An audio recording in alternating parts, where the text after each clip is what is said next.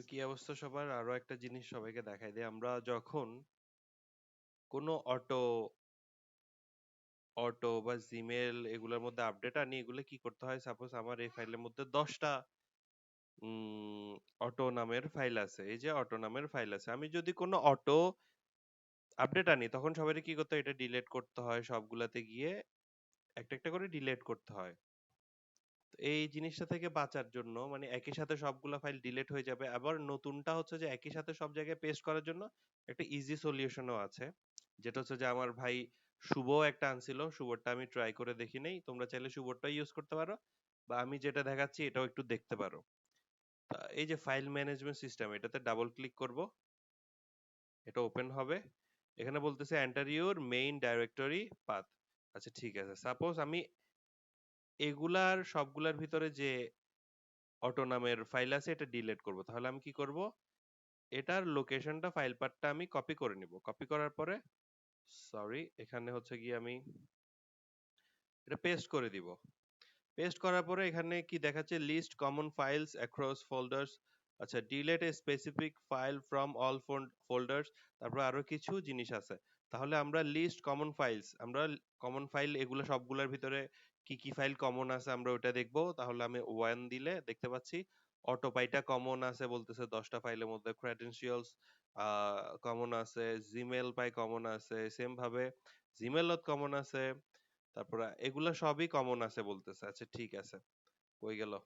ঠিক আছে, আমরা যখন আবার এন্টার মারি তখন আবার আগের পেজে ফিরে যাব। এরপর হচ্ছে delete a specific file from all folder. হ্যাঁ, আমরা স্পেসিফিক একটা ফাইল ডিলিট করব, আমরা অটো ডিলিট করব, তাহলে আমরা 2 দিব। এখানে 2 দেওয়ার পরে এন্টার দিব। বলতেছে যে ফাইলটা ডিলিট করব এটার নাম কি?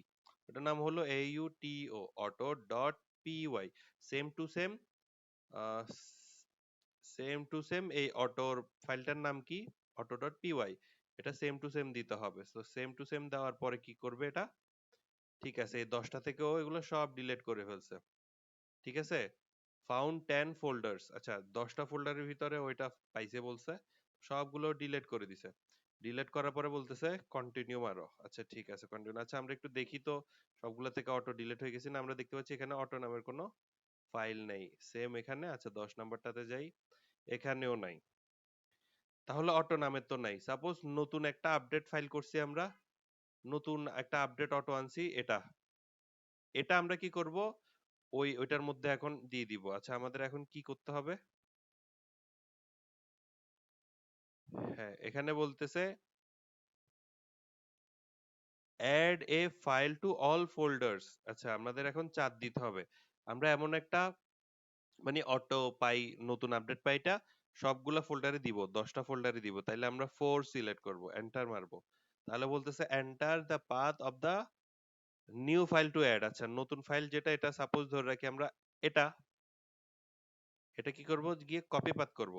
এই অটোপাইটা আমরা কি করব? আগের 10টার মধ্যে, 10টা ফাইলের মধ্যে ঢুকাবো। তাহলে অটোপাইটা কপি পাত করব। কপি পাত করে যখনই আমরা এখানে দিয়ে দিব, ও বলতেছে আপনি কি অটোপাই অটো ডট পাই না মেরে দিবেন, নাকি ওটার চেঞ্জ করে অটো ওয়ান পাই দিবেন? আমি এখানে অটোপাইটা অটো পাই নামেই দিব। তাহলে এখানে আমি কি করব? কিছুই লিখবো না, এখানে জাস্ট এন্টার মেরে দিব। ঠিক আছে, এন্টার মেরে দিলাম। ও বলতেছে adding auto.py to 10 folders, total files added 10, press enter. আচ্ছা আবার এন্টার মেরে দিই। ও বলতেছে কি, আমরা 10টা এই ডাইরেক্টরির ভিতরে যতগুলা ফাইল আছে, 10টা ফাইল আছে, সবগুলোর ভিতরে অটোপাই দিয়ে দিছি নতুনটা। এই যে অটোপাই আমরা দেখতে পাচ্ছি এখানে চলে আসছে।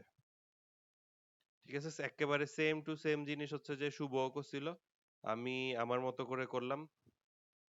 তো তোমাদের লাগলে জানাইতে পারো।